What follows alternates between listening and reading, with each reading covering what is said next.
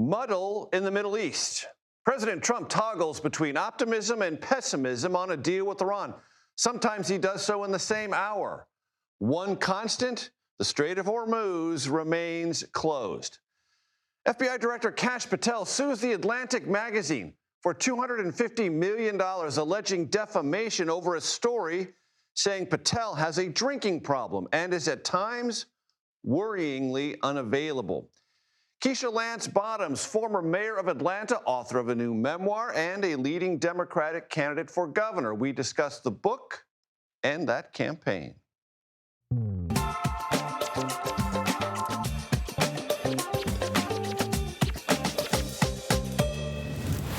Hello, everyone. I'm Major Garrett in Washington. Welcome to the Takeout. Welcome to the Conversation Corner. There is no point plotting or even trying to plot news today about the war with Iran, not from the perspective, at least, of President Trump. Again today, he gave several of these snippet interviews.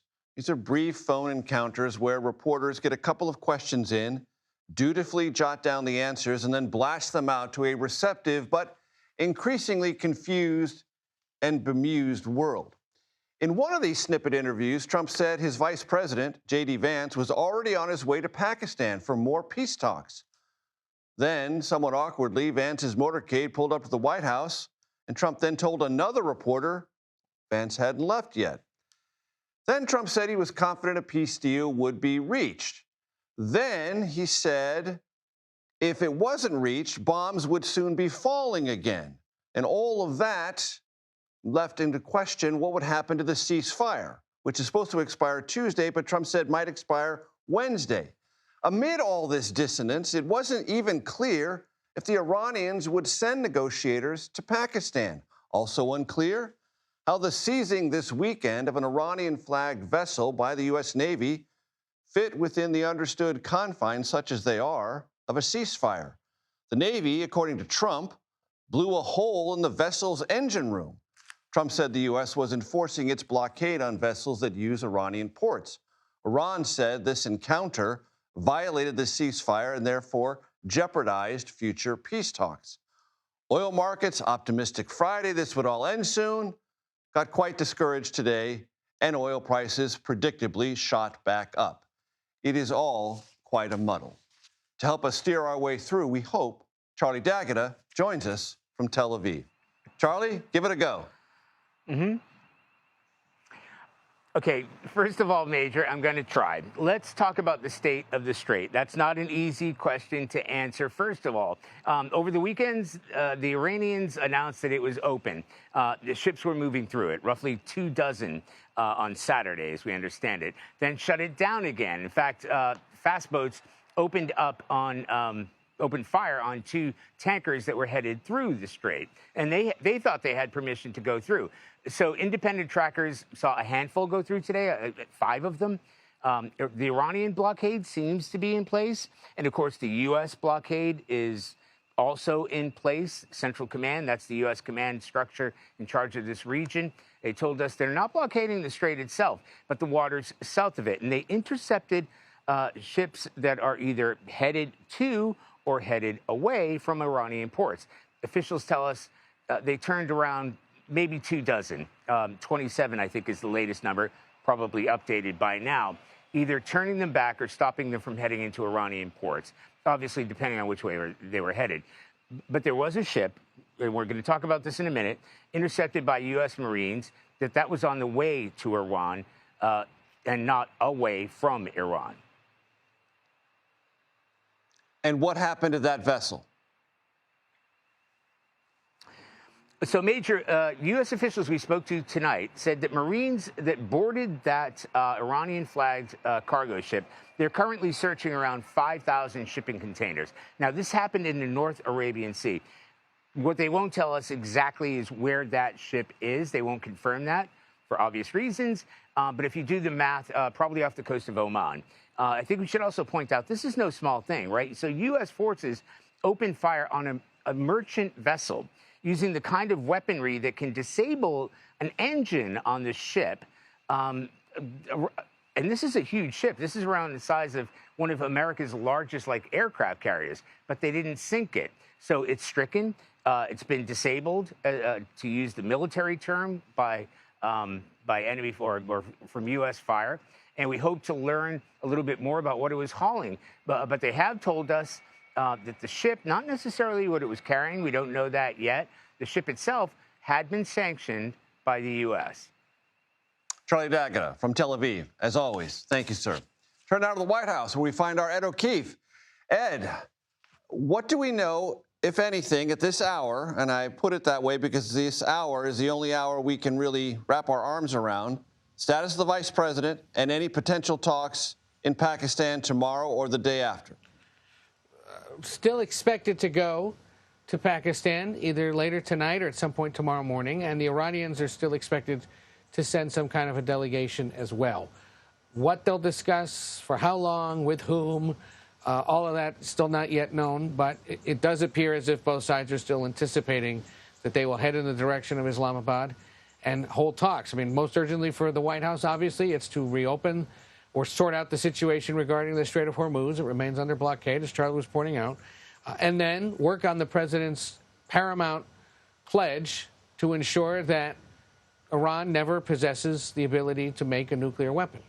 And yet we've seen Iran's president today suggest that his country will never bow to coercion, and the president continued to make threats that if the talks don't yield a deal, the ceasefire is over on Wednesday night. So, obviously there's still an impasse here, but it does appear both sides are at least planning to show up to talk.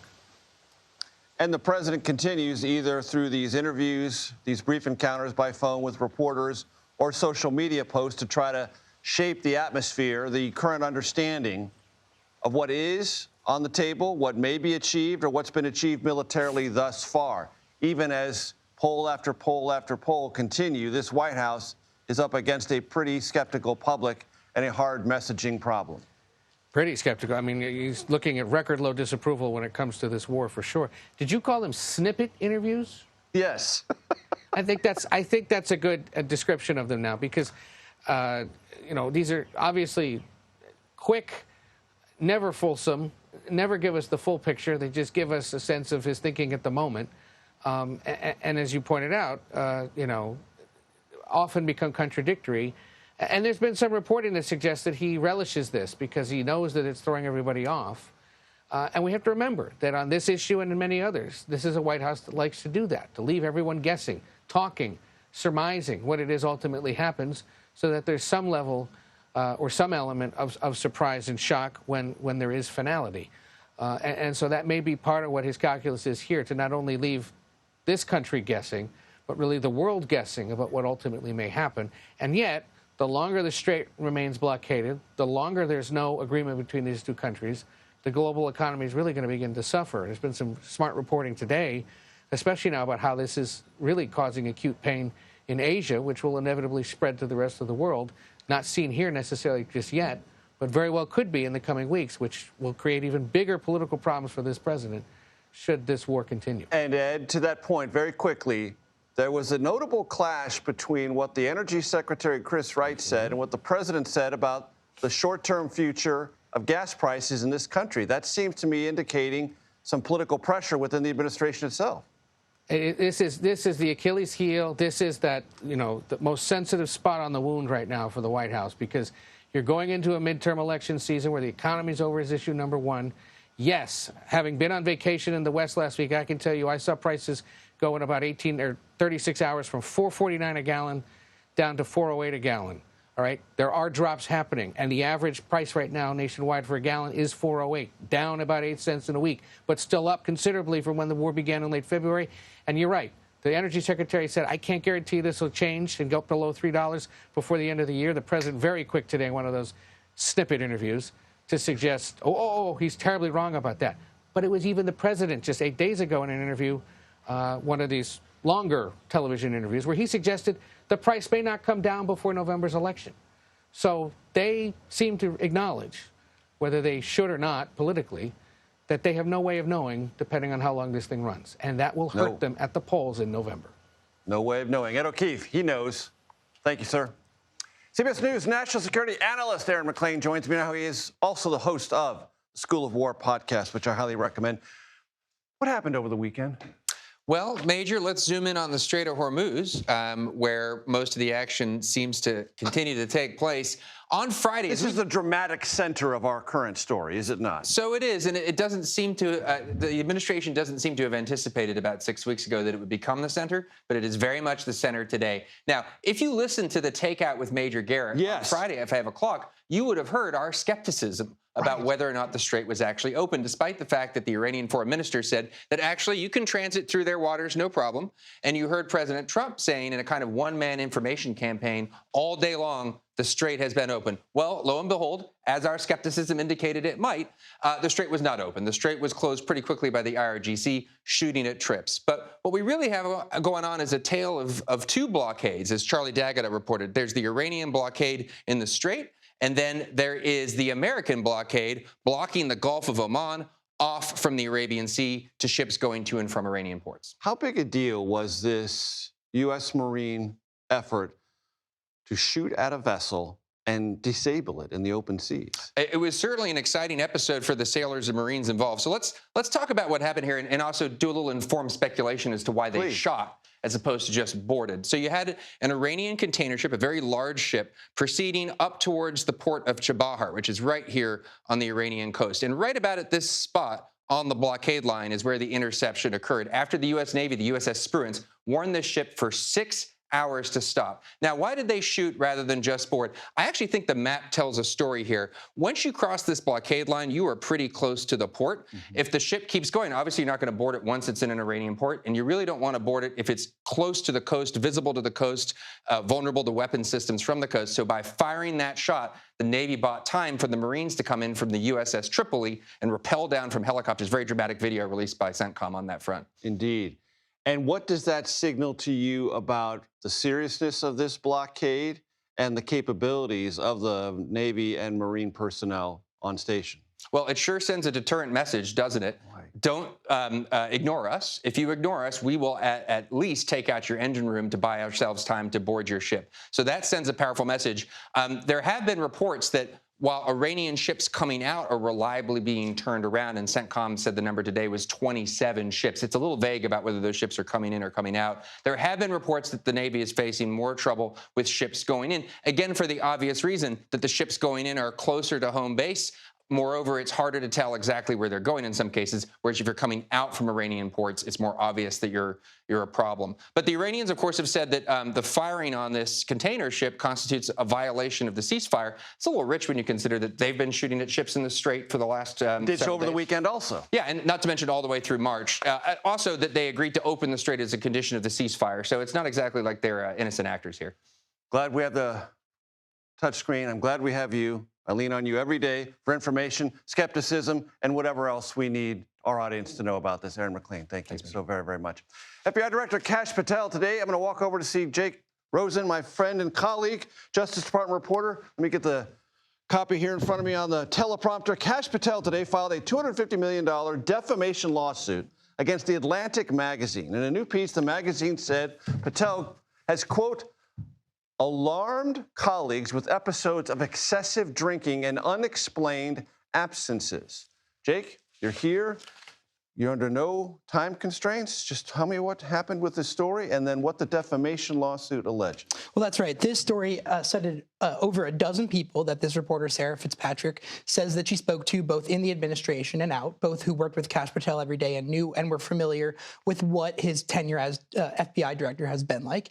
It alleges that not just has he drank too much on the job from time to time, that we should point out to our audience, CBS News has not independently verified and confirmed these anecdotes that are in this piece. But what it has also really brought up was the national security concerns that have arisen because of it. And that's what the center part of this piece was, is that at critical moments in time when FBI directors are needed, Kash Patel has not been around. He's not been present at FBI headquarters here in Washington, and he has not been available in field offices when he's gone to visit them. Details drinking in places like Las Vegas, Washington, D.C., and that there were concerns by people who work with him every day that he just was not quite up for the job, at least according to the officials who this reporter And there's an element of the story that suggests he's nervous about his own job status. Yeah. And, Kash Patel. Yeah, and I think The Atlantic and the same reporter, Sarah Fitzpatrick, reported after Pam Bondi's ouster that Kash Patel's name was potentially next on this list of people who not quite have lived up to President Trump's expectations. I think and then could be fired. And this is and he has some nervousness about that. Absolutely. And this is the incident in the lead of the story is that Kash Patel went to go log in a routine logging in on Friday night 2 weeks ago, was not able to log into his account and assumed that he had been fired because he had not gotten access. That was never the case, and allegedly, at least according to this piece. However, there was reporting in this piece that Kash Patel called people suggesting that he had been fired. That rumor never came to light, at least according to our CBS. And what does the defamation lawsuit say? Well, it alleges 17 different points that Kash Patel and his legal team are alleging are wrong in this story.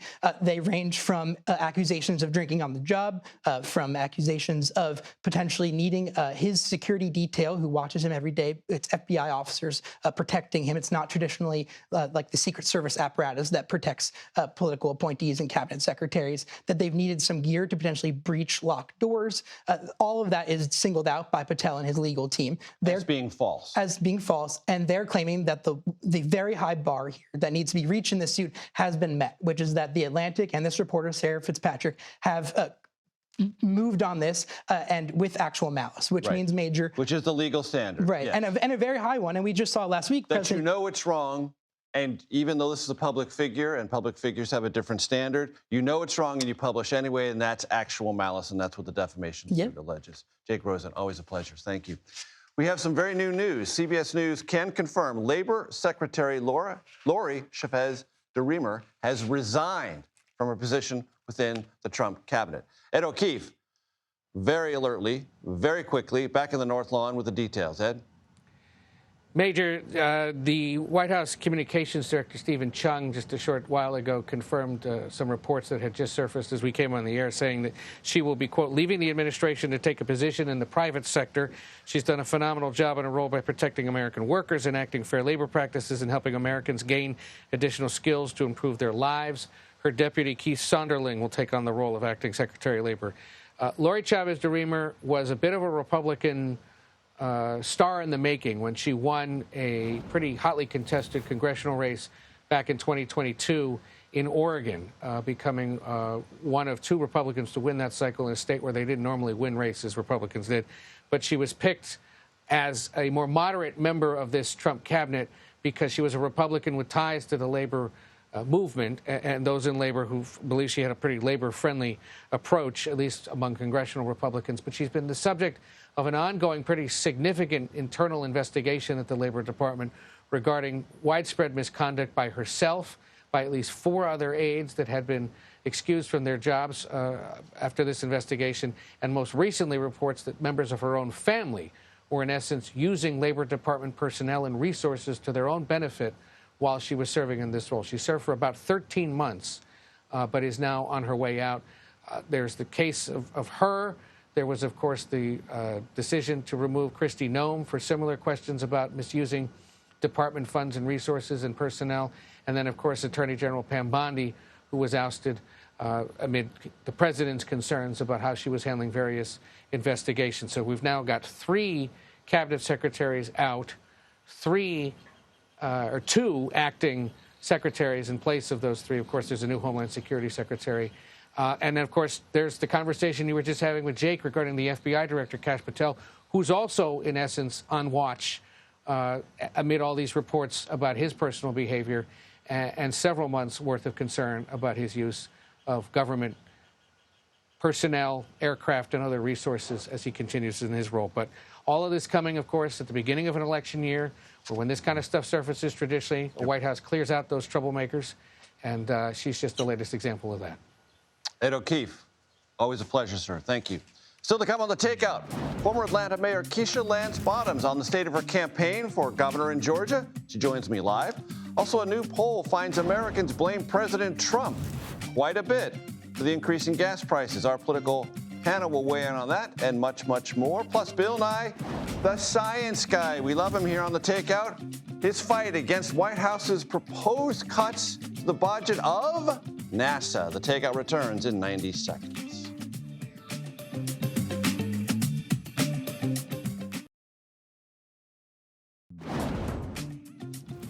Well, welcome back to the Takeout. From the daughter of an incarcerated R&B singer to running one of the largest cities in the country, that would be Atlanta, former Atlanta Mayor Kesha Lance Bottoms chronicles her upbringing and political career in a new memoir, The Rough Side of the Mountain, and she's now the front runner for the Democratic nomination for Georgia governor. Madam Mayor, it's good to have you on the Takeout. Thank you very much. Let me ask you about the campaign real quickly. Is it your strategy, and do you have the resources to win this outright, meaning 50+1 in the May 19th primary? Is that your goal? Our goal is to win it outright. Early voting begins in Georgia April 27th. Voter registration ends today, actually, for people who want to participate. We could always use more resources. We need more resources. On the Republican side, $65 million of personal money has already been put in. I don't think that the Democratic candidates have probably raised $10 million combined. So resources are always wanted and needed, but I trust that we're going to have everything we need to close this out. I'm more than 30 points up in the polls, and we want to finish this in May so we don't have to go into a runoff and then have all of this Republican money flood in on our side. Two issues about the future of Georgia. You have proposed, as I understand it, exempting public school teachers from state income taxes. I'd like you to explain that. And also, I'd like to understand what you would do if you're governor when it comes to ICE enforcement within Georgia. So we'll start with teachers. We have about a 5,000 teacher shortage in the state of Georgia. Literacy rates are in the 30s in Georgia, so we're not doing great in that area. The proposal to eliminate state income taxes for teachers is just a small thing that we can do to help retain and attract more teachers into our state. Also, I'm just attacking literacy across the board. I want to begin school at kindergarten. Right now, it's mandatory that it start at first grade for kids in Georgia. And also, I want to fully fund pre-K for all of our kids. We haven't fully funded education in Georgia, but 3 times in nearly 30 years. So it really is our Achilles heel as a state. We do so well in so many areas. Education's not one of them. ICE. When I was mayor of Atlanta, I closed our city jail to ICE during the family separation crisis. I ended a multi-year, multi-million-dollar contract with ICE, and I stood up to the Trump administration. Many states and cities followed suit. And as governor, I'll be called upon, it looks like, to do the same thing. Listen, nobody wants hardened criminals on our streets. Nobody wants violent criminals on our streets, but we do want law enforcement that's working legally and on behalf of communities and not against our communities. Your father, named Major Lance. Tell me about what his life, his travails meant to you and has meant for you as a public figure. My dad was a wonderful man, a very complicated man. He was a big R&B singer in the 1960s. He was a Grammy-nominated artist, gave this little unknown guy named Elton John his professional start in music. He opened for the Beatles when they came to America. Just a great story.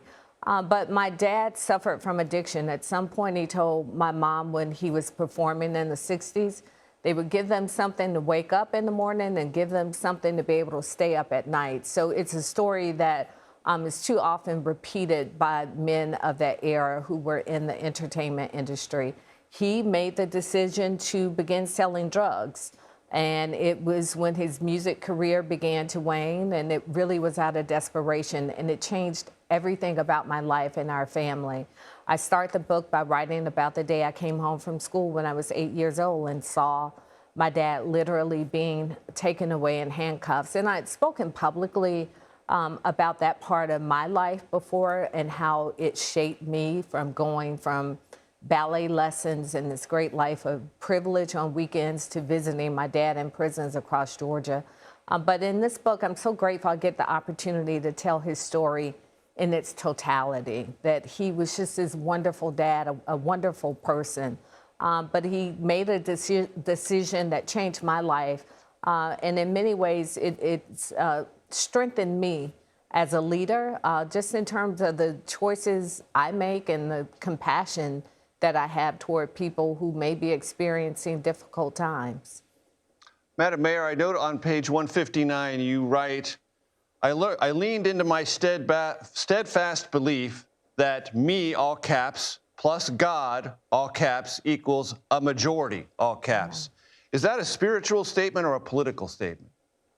No, in this season, it's probably both. But for me, faith has always been at the center, this cornerstone of what's helped me know that better days lie ahead. I write about my grandparents and my grandmother's faith and how she often reminded us that even in the midst of very difficult circumstances that things would still work for our good. And for me, especially leading Atlanta during unprecedented times, not having a blueprint, quite frankly, for that leadership, there were often times that all I had to rely on was my faith and common sense. And I still rely on my faith. It's not an either-or proposition for me. And as so many people, especially as I'm moving around the state of Georgia, are really uncertain and really anxious about where we are in this country, I often remind people that, you know, Donald Trump may be in the White House, but God is still on the throne. Former Atlanta Mayor Keisha Lance Bottoms, also candidate for governor. Good state of Georgia. Thank you very much for your time. I appreciate it. Thank you. Up next, the field of candidates running for governor of California thinning a little bit. And more endorsements, well, they're coming out. We'll discuss that with our political panel and a lot more. You're watching The Takeout.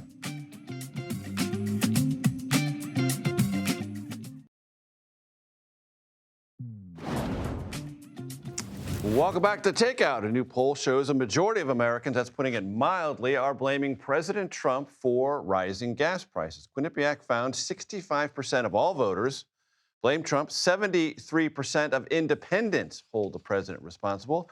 Political panel time. Let me introduce them. Democratic strategist, CBS News political contributor Chuck Rocha, and Republican strategist Aaron McGuire. Chuck, this is a big beach ball coming right over the center of the plate. Please swing. Look, you can say all you want to say about the war, and there's lots of folks on lots of sides of the war, and the war's not popular either. But if you go out and talk to the American people, the thing, and somebody had said it to me the other day, was like, every day do you go to the gas tank to put gas in your big old truck like mine? It's just a slap in the face to be reminded. It's the worst thing that can happen to the president. He's trying to get this behind him as quick as possible because he's a political animal himself. That's why he said on social media today, I'm not under any pressure to cut a deal.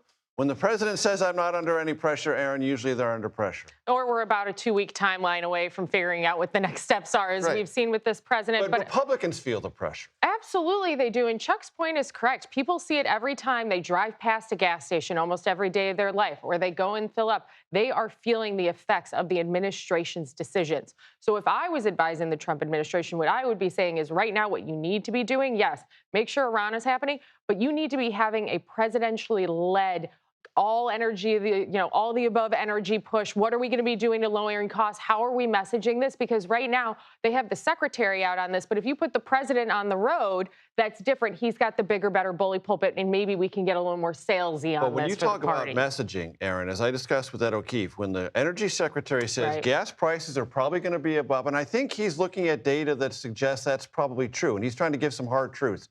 Going to be above $3 a gallon for the remainder of this year. And the president jumps out immediately and says, no, absolutely not. That's what you call a messaging problem. That is a messaging problem, and it's a continued one for this administration, but not one that they can't tackle, and not a difficult one here, right? 2027 is, essentially, 10 months away now? So it's not a forever away, but it was the wrong way to address this, to try and give people ease in the acknowledgement. You need to show them there's a path forward to bring those prices down. I'd be encouraging the administration to start showing that to the people. I want to talk to you about the Democratic approach to the governor's race in California. Governor Gavin Newsom still hasn't put his thumb on the scale. It's a rather formidable and sizable thumb in California, still off the scale. Tom Steyer spent $110 million, moved 4.5 to 5 points on the polls, depending on which one you read, but is currently the nominal front runner. Just got endorsed by Our Revolution, which is a progressive group founded by Bernie Sanders. Some of the progressives are now moving in Tom Steyer's direction. Do you think this feels over? This just in, all the progressive groups coming in for the billionaire, but I said that. Yes.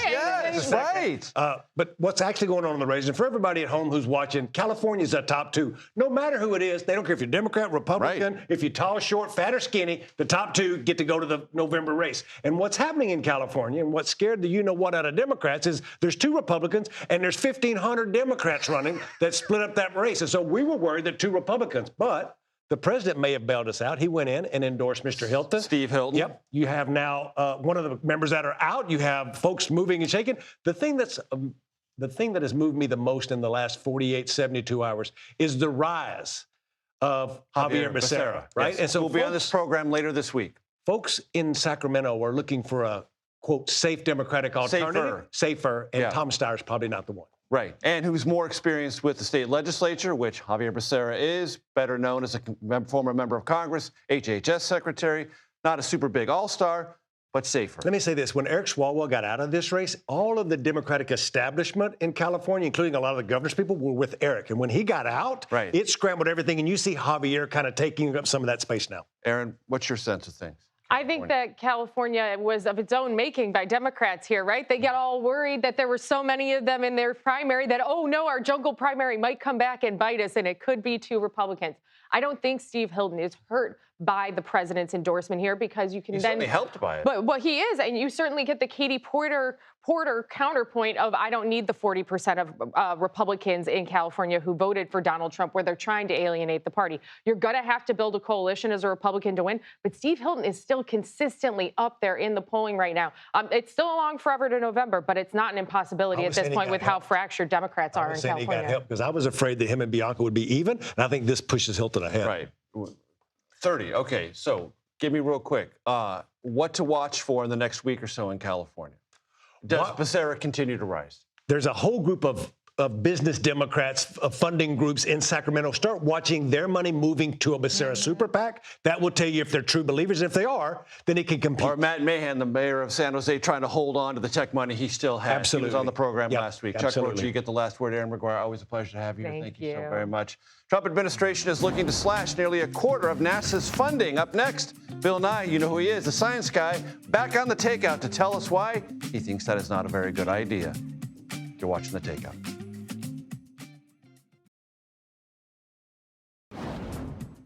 Welcome back. 2 things happened at relatively the same time. First, there was Artemis II, which gave lots of people a feeling of expanding horizons. The second, the release of the White House budget, which told NASA, cool your jets, your funding's going to be cut by some 23%. Well, a lot of people went to Capitol Hill today to argue against those proposed budget cuts for NASA. One of them was Bill Nye, the science guy, who I spoke to earlier. Please take a listen.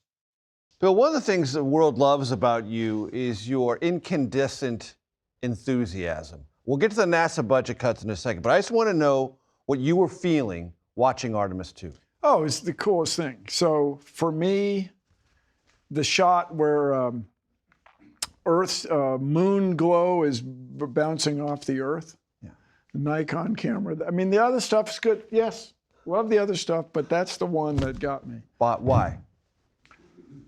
It's in the dark, but you could see the sliver of sunlight, and Venus is down in the corner.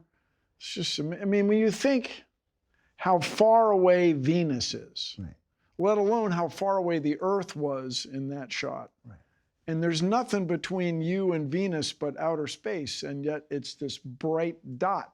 And the Earth is surprisingly far away. And that, like, whoa, dude, we're in the middle of interstellar nowhere here. Yeah, it's really something. And we sent 4 people out there to take that picture and brought them back. Yes, furthermore, everybody keep in mind, the moon is going around the Earth.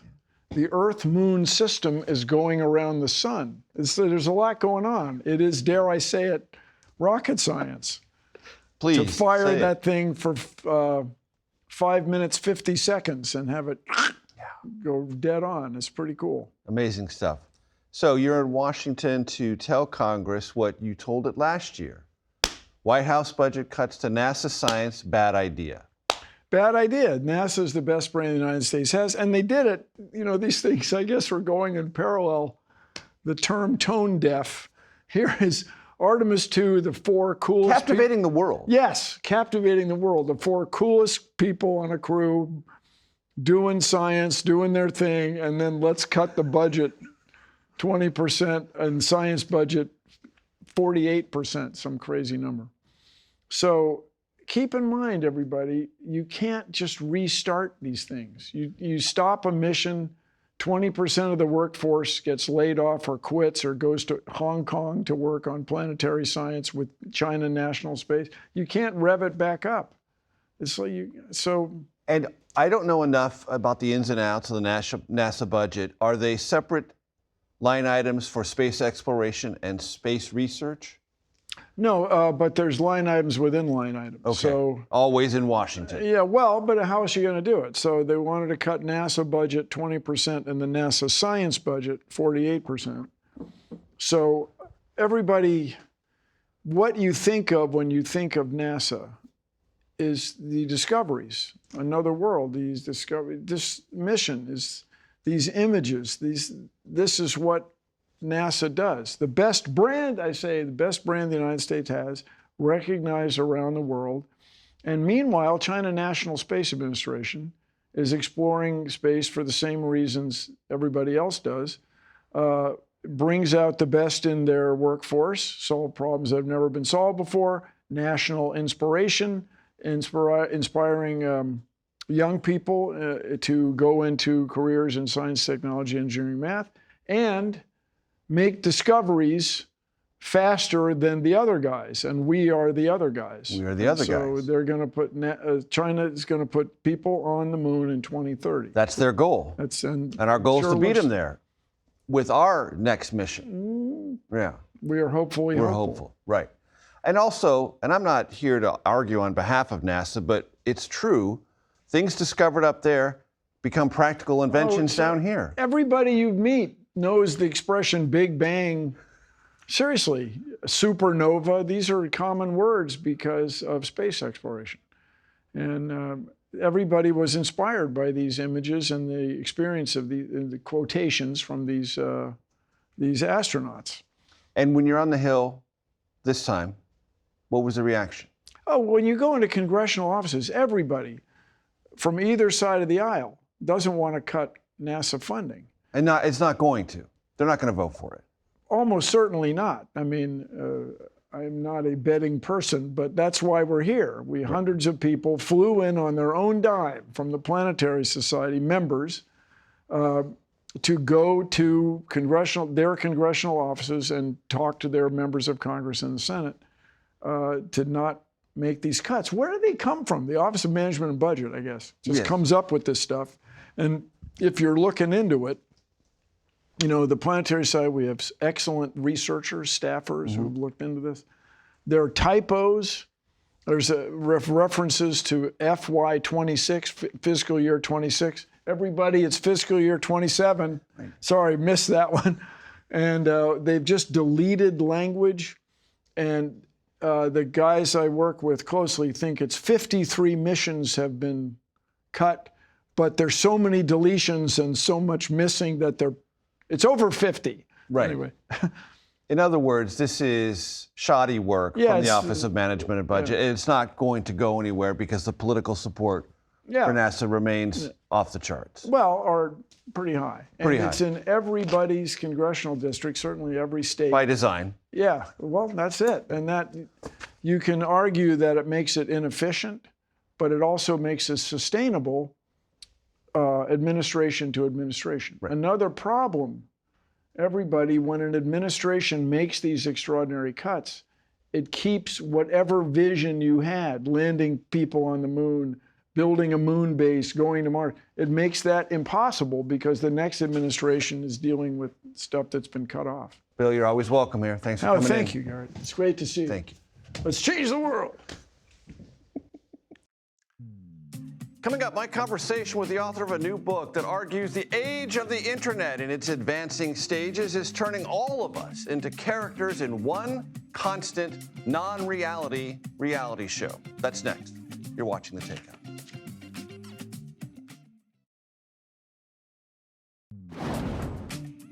Welcome back to the Takeout. There is a new book out called Screen People. It argues that's what we've become.